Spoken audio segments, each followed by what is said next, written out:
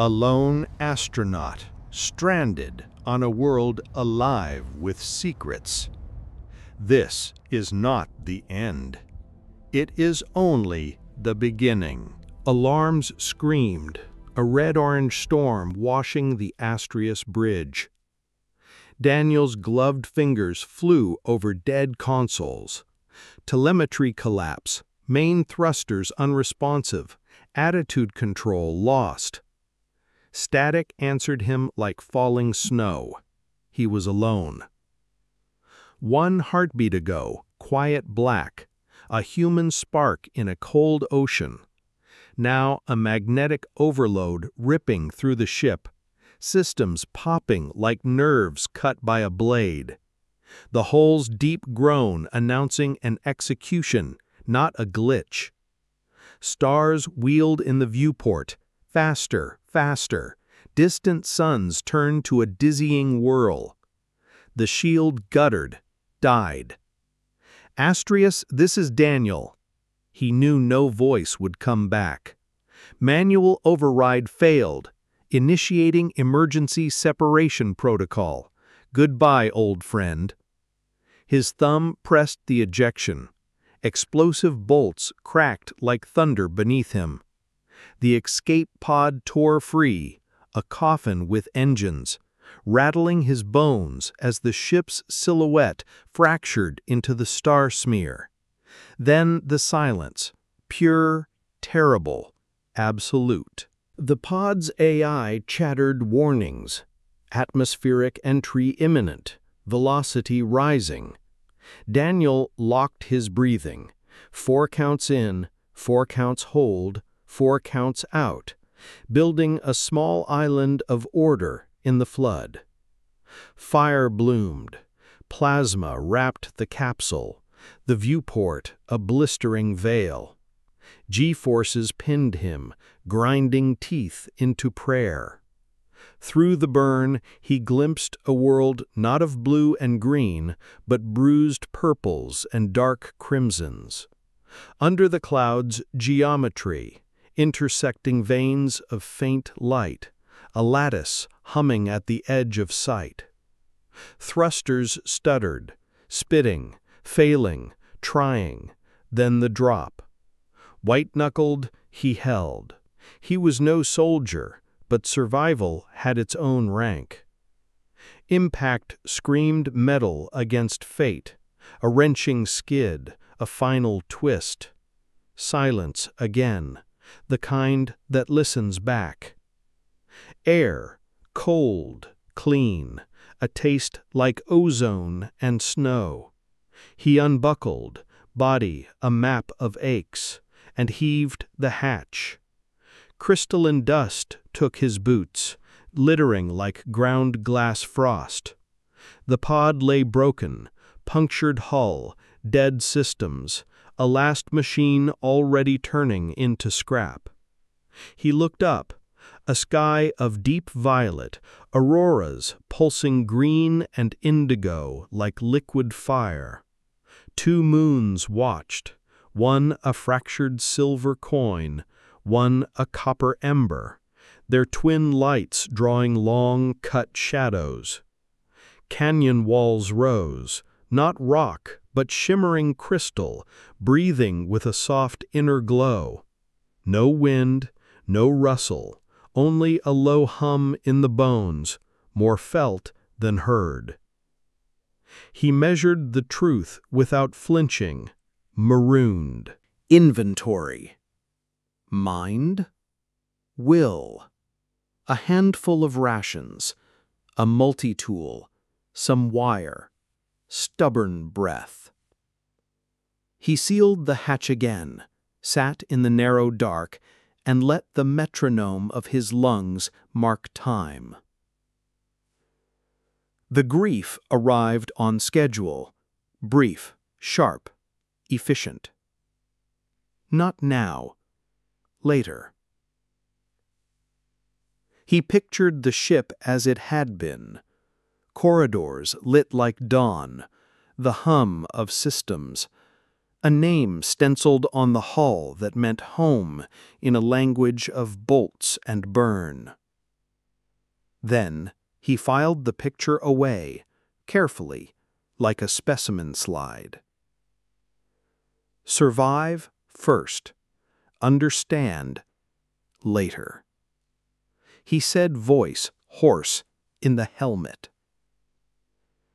Outside, the crystals thrummed, patient, low, as if the planet were purring.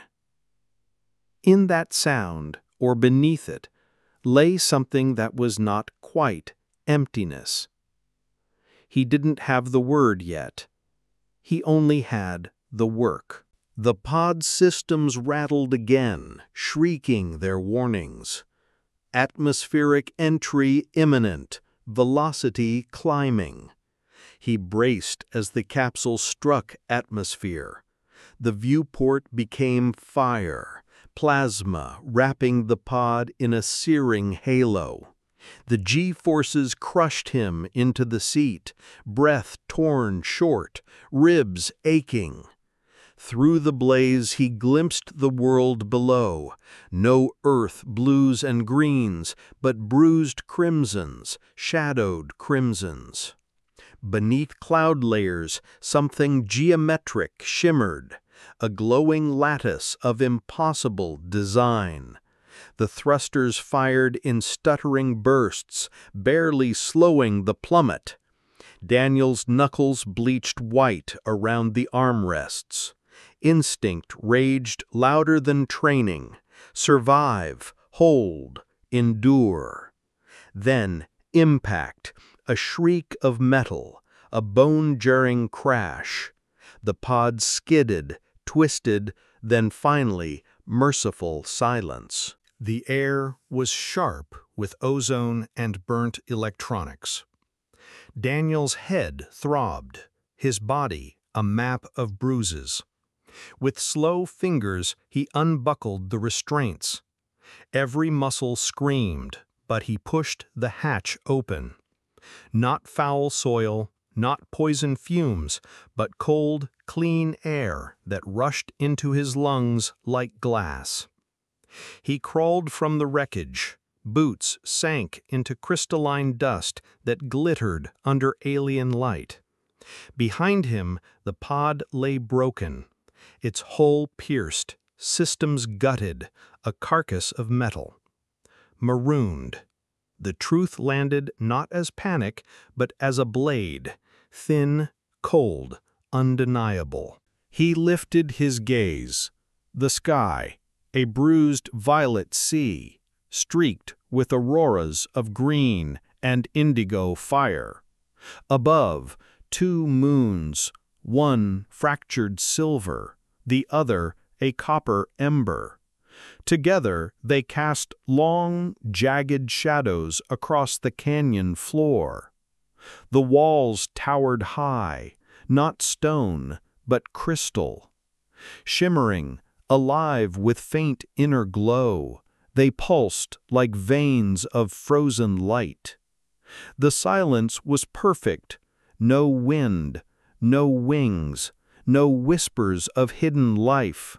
Only the hum, low, steady, a vibration felt more than heard. He breathed, thin and cold. His mission, his ship, his crew, all gone. What remained was his mind, his will, and a few rations. Enough for now. Survival came first. Theory was useless unless lived. The pod was wreckage, but wreckage was resource. Heat-resistant alloys, wires, batteries, even the broken chair, all could be tools in new hands. He pried open a dented compartment with a jagged shard of fuselage. Inside, a small emergency kit, multi-tool, duct tape, a few MREs. Pathetic supply, but hope often began in scraps. He dragged heavy debris to the base of a crystal wall. A twisted bulkhead, shattered viewport, leaned and stacked, becoming the bones of a crude shelter. Small fragments filled the gaps, a patchwork defense against the cold. Then, an accident of discovery. The dust under his boots, when mixed with water, hardened into clay. He smeared it into cracks, sealing his fragile refuge. He worked without pause beneath the strange shifting light. Twin moons glared above, silver cold, copper warm. Their glow bent across the canyon, making crystal walls seem to breathe. The air stayed still, yet the canyon purred, a low hum, constant, unsettling, yet strangely gentle. When the final stone was set, he stepped back. It was no home, just a barrier against night, but it stood as promise, a foothold. He sank against the wall, exhaustion spilling through his limbs. Above, the moons stared like patient sentinels. For the first time since the crash, something flickered in him, fragile, stubborn, not despair, but hope. Days bled into rhythm. Work, ration, rest. But the supplies thinned, water most of all. The canyon was beautiful, yet barren. No rivers, no streams, no sound of life. Then, on the third day, something shifted. A sound, deep and resonant, rolled through the passage between two colossal crystals. Not silence, not hum, music. Daniel followed, drawn by instinct stronger than hunger. A sudden gust swept the narrow channel. The air didn't rush like mere wind. It sang, a chord vast and sonorous, as though the canyon itself was a cathedral organ. He stopped, listening, every hair rising. The tones weren't random. Low hum, short pause, higher tone, longer pause. A pattern. His mind clicked into gear, the old scientist alive again. He counted. He measured. 2, 3, 5, 7, 11, 13. Prime numbers. The canyon was speaking in mathematics. Joy flared through the exhaustion. This world wasn't dead. It was coded, alive, deliberate. The wind was not mere weather. It was a message. He pressed deeper into the canyon, tracing the sound. The further he walked, the more complex the sequences grew. Loneliness thinned, curiosity swelling to replace it. He was no longer only a survivor. He was an interpreter. The wind's code pulled him onward, through narrow canyons, until the world opened wide. Before him spread a vast basin, a forest not of trees, but of crystalline spires. They jutted skyward like frozen glass, glowing faint with inner fire. Light rippled across them, painting the ground in shifting colors. Daniel stepped carefully, breath shallow.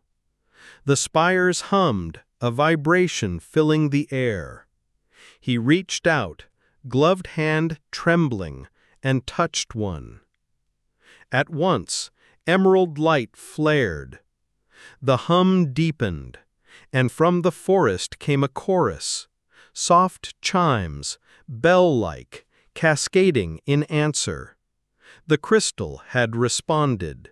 He touched another spire, lavender glow, a higher pitch, then a third, blue. Together they sang a melody, short, precise, deliberate. His heart raced. This was no decoration. It was a network, a sensory grid. The crystals spoke when touched, when felt. Kneeling, he brushed away dust at their base. There, filaments of light, glowing like roots underground. Each spire connected, webbed in a living lattice. This was not wilderness, it was ecosystem, machine, memory. The wind, the numbers, the crystals, all threads of one vast system. He stood in awe, a castaway no longer. The planet was not watching him, it was communicating. The realization struck deep. This planet was not chaos, not ruin. It was system, network, intelligence. If the world could speak, maybe he could listen.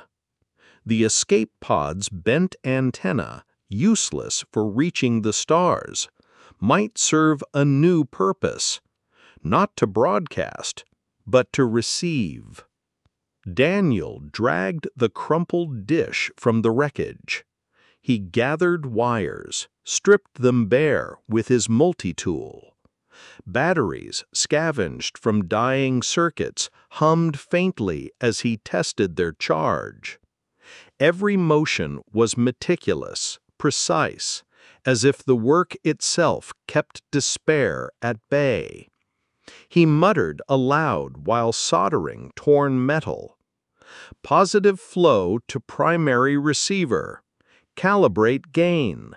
Check impedance. The litany steadied him, a ritual of survival. At last the antenna stood, crooked but whole, mounted high on a canyon ledge.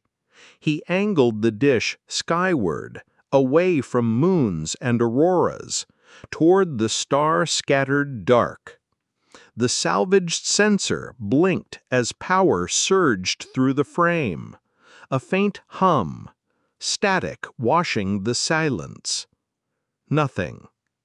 Only emptiness. Disappointment hit like a stone to the chest. He sank down, shoulders heavy, staring at his failed machine. But then light flared in the sky. Auroras surged, green bleeding into violet, gold spilling across the heavens. And through the static came a sound, thin, high, insistent. Not from the sky, but from the ground itself. A signal. The planet's voice, faint but clear. The antenna was never meant to reach outward. It was a stethoscope pressed to the heart of the world. Hope returned, not as a star in the distance, but as a whisper rising from beneath his feet. The signal whispered through the static. Short bursts, rhythmic pulses. He recorded them on his salvaged notepad, filling screen after screen with marks. They weren't random. Groups of 3, 5, 7. Another prime sequence. Mathematics again, the universal tongue. Daniel's pulse quickened. This was language, structure, deliberate intelligence. But it shifted with the sky. When the silver moon climbed high, the pulses sped. When the copper moon rose, the rhythm slowed. The moons themselves were metronomes in this planetary symphony. One evening, as he hunched over his notepad, tracing the sequence, a shadow moved across his shelter. Not the slim outline of rock, not the sweep of cloud. He looked up, his breath caught. Above him drifted a floating island, a colossal monolith of dark stone, silent and smooth, hanging in the violet sky. It absorbed the aurora's light, drinking colors into its surface. The signal died. The pulses ceased. The silence that followed was deeper than before, pressing into his bones. The realization hit hard. These floating giants were not random. They were part of the system, massive, deliberate cogs in the living equation of this world. Their shadows weren't mere darkness. They were numbers. The planet was more than alive. It was a vast equation. And Daniel, alone, listening, trembling, was beginning to solve it. The floating island was no accident. Its silence, its shadow, it pointed somewhere. Daniel packed what little he had left and followed, step after step across jagged canyon floor. Hours bled into a day. When the drifting giant slowed, its shadow fell on a hidden valley. And there, rising like a spear into the violet sky, stood the monument. It was not rock, not chance. A crystalline spire, angles too perfect, surface too smooth. It pulsed faintly with inner light, alive with quiet power. Architecture, not geology. Daniel approached, heart pounding. The air vibrated, charged, as if laced with static. Each step heavier, each breath tighter. At the base yawned a single opening, a black mouth in glowing stone. He stood there for a long moment. Wind's code whistled around him, the hum of the spire resonating in his chest. This was threshold. He could turn back, return to scraps of rations, fragile shelter, and silence. Or he could step forward into the unknown. Fear coiled in his stomach, but curiosity burned brighter. He took a deep breath, and he entered the darkness. Inside, the air was cool and still. It smelled faintly of ozone and something unnameable. This was no cave. The chamber was vast, circular, its walls and ceiling made of glowing crystal. Light filtered through cracks above, dust motes drifting like tiny stars. Daniel stepped farther in. The floor thrummed beneath his boots, a low vibration, like the opening note of a hidden symphony. The walls were not smooth. They were etched, intricate patterns glowing faintly, a lacework of living geometry. He touched a line. It flared brighter, as though the monument itself acknowledged him. He realized he was walking on a circuit board, a planetary machine. At the chamber's center, a circular platform rose. Hesitant, he stepped onto it. At once, the etched lines shifted, reforming into new shapes and symbols. The hum deepened. The air vibrated. Energy crackled, invisible but present, lifting the hairs along his arms. This wasn't just a structure. It was an interface, a puzzle box, a test. The planet wasn't watching from afar anymore. It was engaging, evaluating. The loneliness that had haunted him was gone, replaced by the weight of vast cosmic attention. Daniel understood with a shiver. He was no longer just a survivor. He was a subject. The platform sank beneath him. Stone split, crystal walls sliding aside, revealing a narrow corridor. The passage moved. Walls reconfigured like a giant Rubik's cube, shifting in silence, opening and closing paths. This was no tunnel. It was a maze alive, a test of logic in living stone. Daniel stepped carefully, mind racing. He traced the movements, predicted the next opening. A wrong turn sealed the way, forcing him back. No malice here, just challenge, an examination, not a trap. After long minutes, the corridor opened into a chamber. The floor was a mosaic of glowing tiles. He placed a foot, light spread outward in rippling waves. Another step, first tile dimmed, a new one shone. It was a memory game, a sequence. He failed once. The lights died, silence pressed close. He tried again, mind sharper, mapping the glow. Success. Tiles lit in perfect order, and the ground shifted.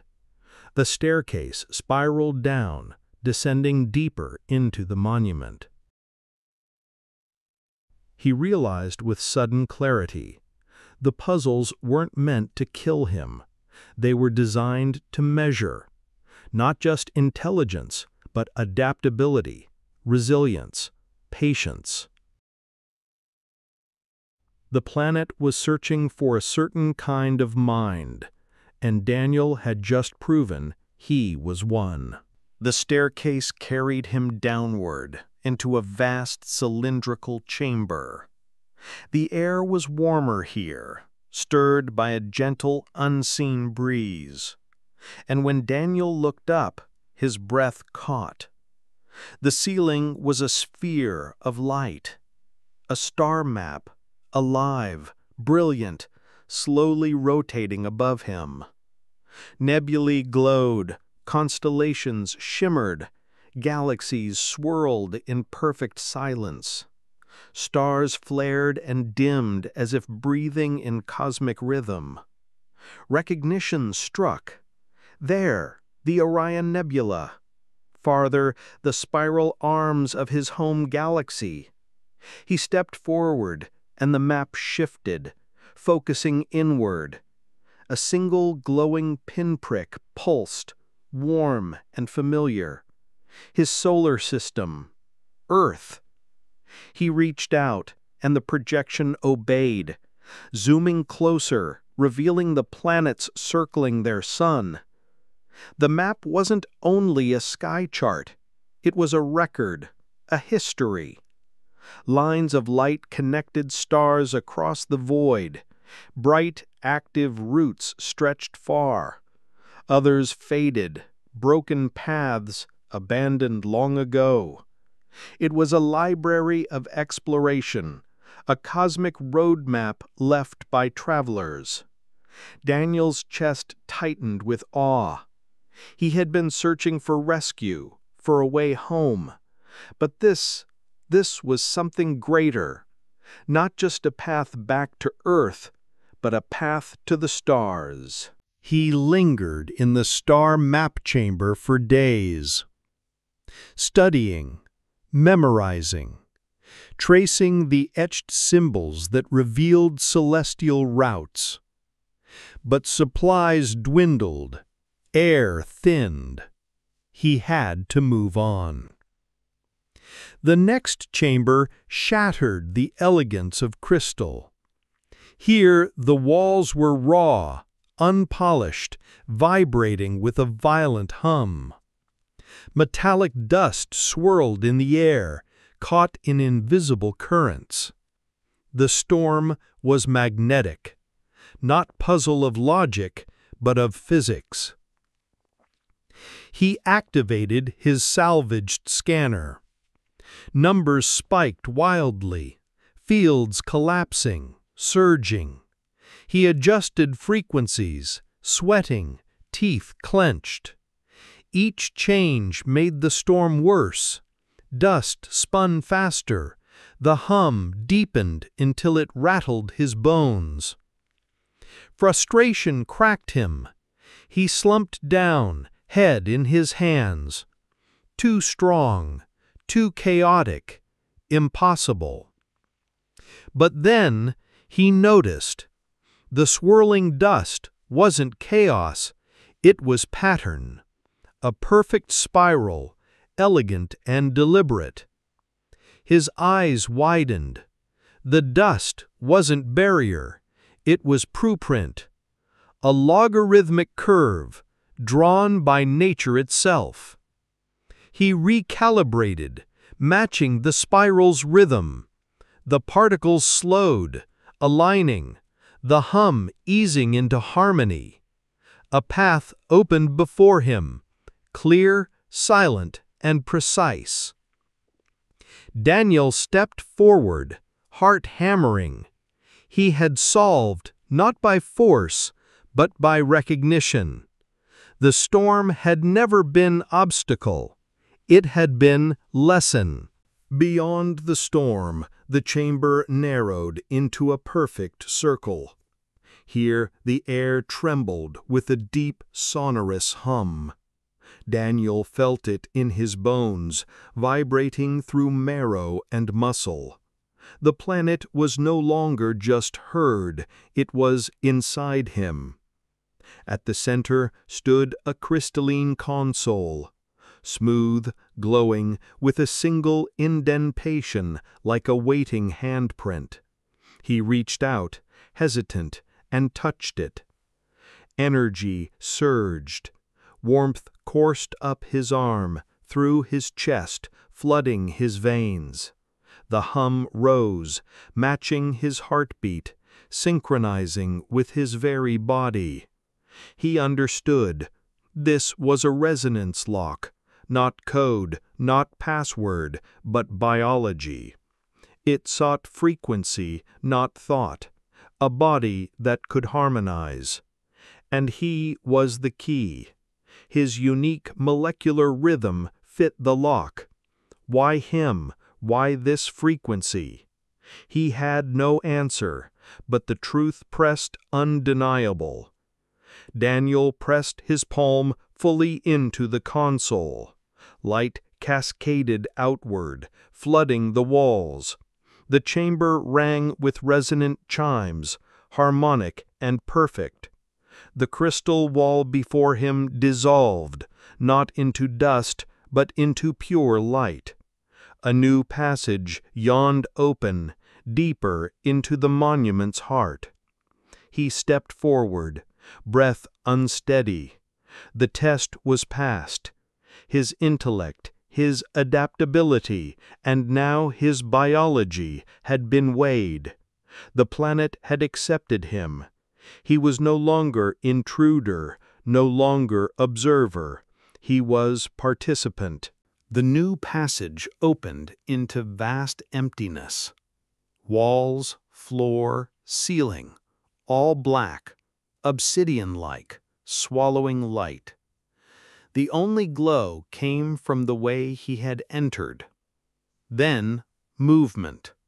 A figure shimmered into being before him, silent, still, familiar.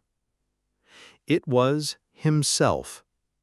Every detail, stance, breath, the tilt of his head, a perfect reflection made flesh.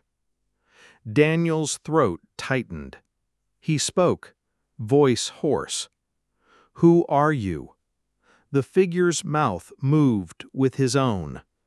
No answer, only mimicry. He tried stepping forward. The figure moved too, always the same distance apart. It was no hologram, no simple trick. It was a test. Not of logic, not of physics, of him, of his emotions, his stability, his endurance of self.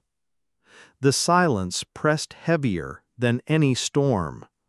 Eyes locked with his double, Daniel felt the truth. Before he could face the monument's secrets, he had to face himself. The mirror dissolved into mist. Pause. In its place, a new passage opened, flooded with light. Pause. He stepped inside and froze. Pause.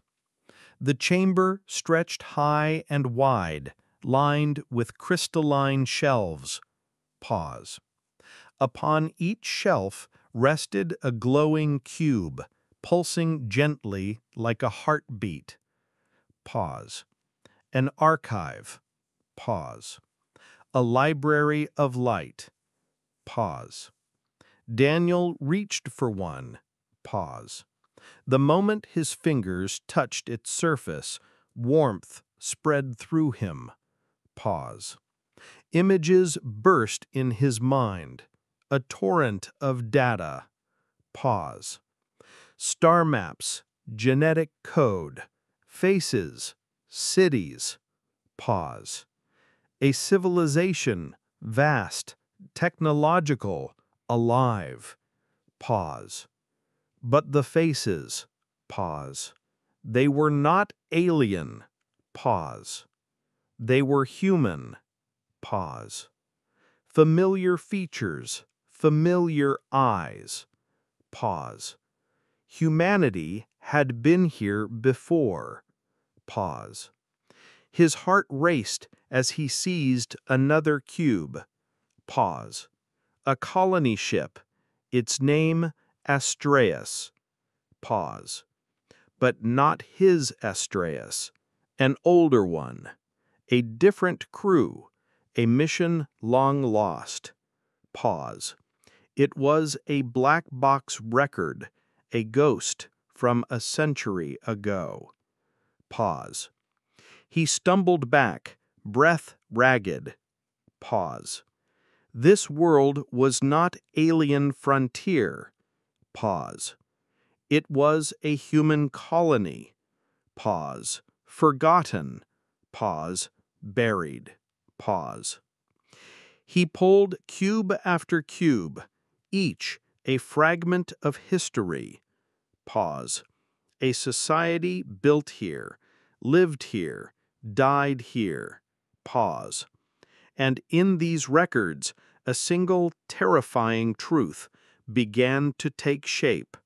Long pause. The truth grew heavier with every cube he touched. This was no alien enigma. It was humanity's own shadow. A secret colony, a hidden project, generations deep. Then he found it. A cube with a single looping message. He pressed his hand against it, and a woman's voice filled his mind. This is Protocol Echo. The Astraeus class is a contingency protocol. The failure is not a malfunction. It is a controlled variable. The subject is designated for survival and evaluation. The cube slipped from his hand. His chest tightened, stomach twisting. It was all a lie. The catastrophe of his ship engineered. His desperate escape pod, not salvation, but delivery. He was not victim of chance. He was subject of experiment. The isolation, the hunger, the silence, every puzzle, every test, every step, all calculated. They had cast him not as explorer, but as rat in a maze. A cruel laugh escaped his throat, bitter and broken. He wasn't chosen for heroism. He was chosen for endurance, for curiosity, for suffering. Daniel stood alone in the glowing archive, trembling. his life, his mission, his identity, all echoes of a protocol. Among the shelves, one cube stood apart. Black, opaque, heavy with silence. Labeled in faint script, "Current Data." Daniel touched it, and the flood came. Not ancient history, not a dead record, but live feed. His mission filled him. Telemetry, orders, calm chatter of the bridge. And then his commander's voice. Initiate protocol echo. Begin controlled system degradation. Ensure subject is isolated. Telemetry is a controlled variable. Godspeed, Daniel. He staggered, clutching the cube. His chest burned. Fury and despair tangled. They had never lost him. The black box had been broadcasting the whole time, straight to this world. His mission, his failure, his exile, none of it accident. It was an initiation, a trial designed for him. Daniel fell to his knees. The betrayal roared in his skull. His crew, his friends, had delivered him like a pawn to a cosmic test. The loneliness, the suffering, they had calculated it all. He gritted his teeth, trembling. He was not a man who had crashed. He was a man who had been delivered, and the test had only begun. The black box had given him direction. Deeper still, into a sealed chamber. The door slid aside with a hiss of cold vapor. Inside stood a single pod, cylindrical, metallic, rimed with frost. He approached, heart hammering, and unlatched the seal. Mist rolled out, curling across the floor. Within the chamber lay not machine parts, not weapons, but life. A human form, fragile, embryonic, glowing faintly in suspension. Daniel's breath caught. This was no tomb. It was a vault, a genetic archive. The DNA of the colonists, preserved in crystalline sleep. He pressed his palm to the glass. It pulsed warmly beneath his touch. They had not died entirely. They had left themselves here, waiting. Not memorial. Seed. This world was a womb, a cradle for rebirth, and he was the one sent to open it. A chill ran through him, deeper than the cryogenic mist. He was no longer survivor. He was custodian. A new atom, holding the first spark of a second humanity. The archives, the black box, the DNA vault, they weren't history alone. They were instructions. The planet wasn't just a place. It was a system, a living machine built to integrate with human minds. The crystals, the wind's code, the shifting corridors, they weren't random. They were neural pathways, thought processes made physical, tests to see if he could synchronize. The colonists had succeeded once. They had linked with this world, their consciousness woven into its vast lattice. But the bond had broken. Not plague, not fire, but collapse of purpose, a collective despair. The system had gone dormant, waiting. And now it had found him, Daniel, a mind still alive with curiosity, a will sharpened by survival. He understood, trembling. He was not guest, not prisoner, he was successor, the next custodian, a consciousness chosen to merge. The hum of the canyon returned to him, steady and patient. It wasn't background noise. It was invitation. The instructions led him upward, out of the archives. At last, he emerged onto an open platform under the vast alien sky. Below, the crystalline canyons glowed with new intensity. The twin moons aligned perfectly, their light braided together. Auroras blazed overhead, green, violet, gold, so vivid they hurt his eyes.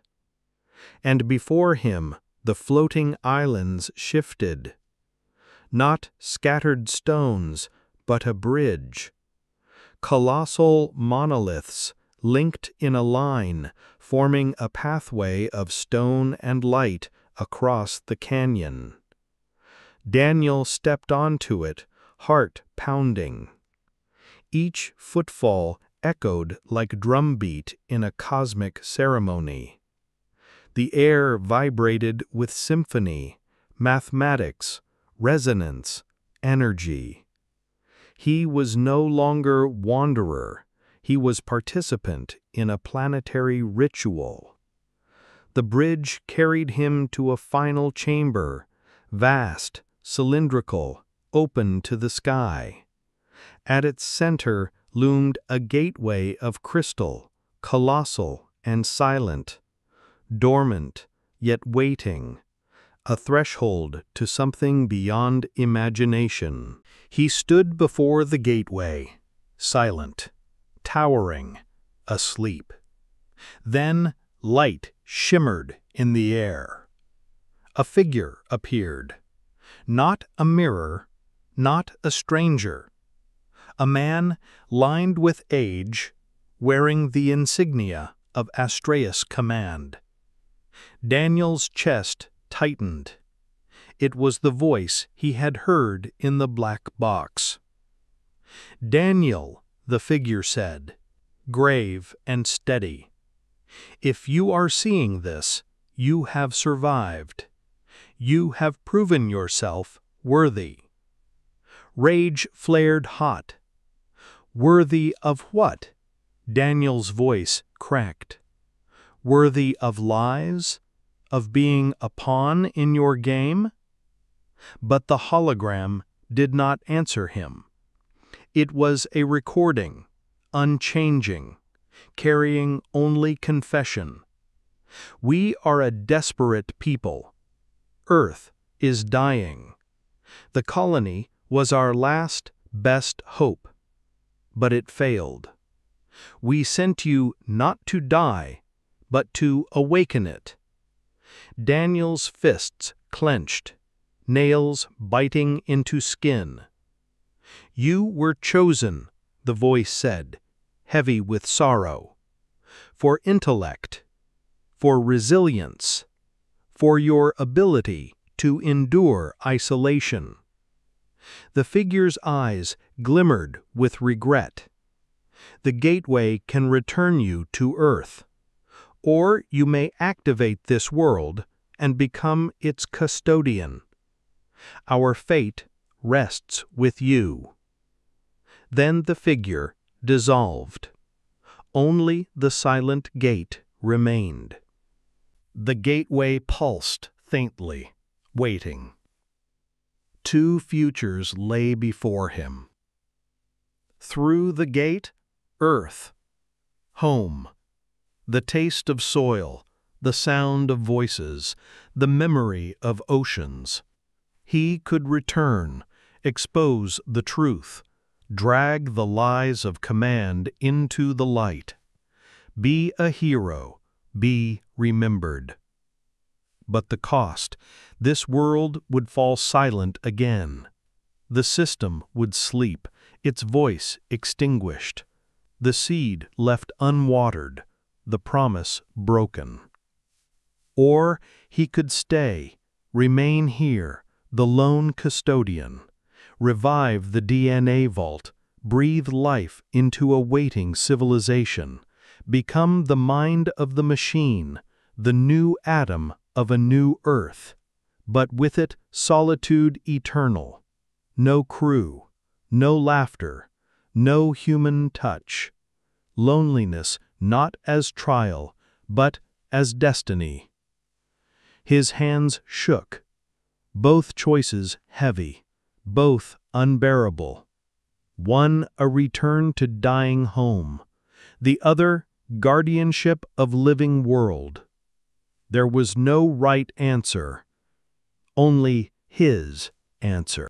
Daniel closed his eyes. The weight of choice pressed heavy, but his heart knew. He was not meant to return to ashes. He was meant to kindle fire. He stepped toward the crystalline gateway, placed his hand upon its surface. The hum deepened, vibrating through marrow and mind. He matched it, humming low, letting his voice join the resonance. The response was immediate. Light surged through the gate, cascading into the canyon.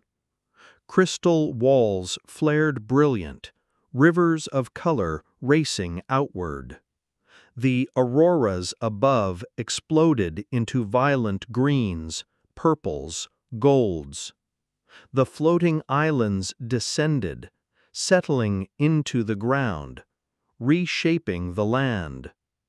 Beneath the vaults, DNA stirred, cells dividing, life blooming again after centuries of sleep. The planet sang, no longer dormant, but awake. Daniel gasped as the current of energy rushed into him. He was not separate now. He was part of it. His thoughts brushed against the system. Curiosity, fear, hope, all mirrored back, amplified. He was no longer only Daniel. He was custodian, linked, fused, symbiotic with a world reborn. Above, the twin moons blazed as witnesses, and for the first time he did not feel alone.